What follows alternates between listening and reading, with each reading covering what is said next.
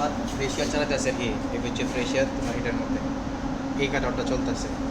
আমরা এটার মধ্যে হলো এম্পিয়ার চেক করবো আগে। এই যে এম্পিয়ারে দিলাম, ঠিক আছে।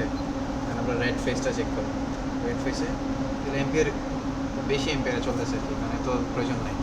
25 আমার দেখে সমস্যা নেই, দেখো 25 রেডটা, রেড ফেস এগুলো ফেস চলতেছে। এটা 26 এম্পিয়ারে চলতেছে। তো এগুলো মেনে দরকার হচ্ছে 12 থেকে 13 এম্পিয়ার। এই ফেসটা চলতেছে হচ্ছে 27 এম্পিয়ার।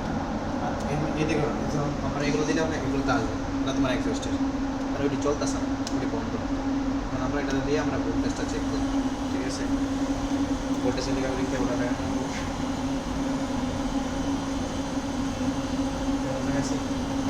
তবে ভোল্টেজ একটা জিনিস তুমি খেয়াল রাখবা, দুইটা কোনো সময় একসাথে দুলাইবা না, ওকে। এখন আমি তো রেডটা আর ইউলো চেক করি, যে আমি রেড হয়েছি, তারপর আমি ইউলো হয়েছি, ঠিক আছে। 401 ভোল্টেজ, দেখো 402 ভোল্টেজ হয়েছে, 402 ভোল্টেজ, মোবাইলটা পিছনে। আবার বাইর করার সময় দুইটা আলাদা আলাদা বের করি। আবার দেখো আমি ইউলো আর এটা ইউলোতে দিছি, তারপর আমি এটা দিছি অফ। না না, 403 ভোল্টেজ, 401।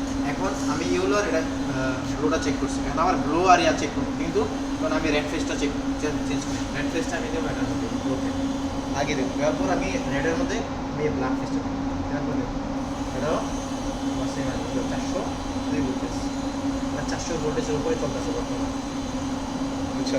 কিন্তু এই যে এই জিনিসটা না, এটা আমরা এম্পিয়ার চেক করলাম না, এম্পিয়ার তোমার ইয়া আছে, কিন্তু এখানে এম্পিয়ারটা আরও কম হবে তোমার।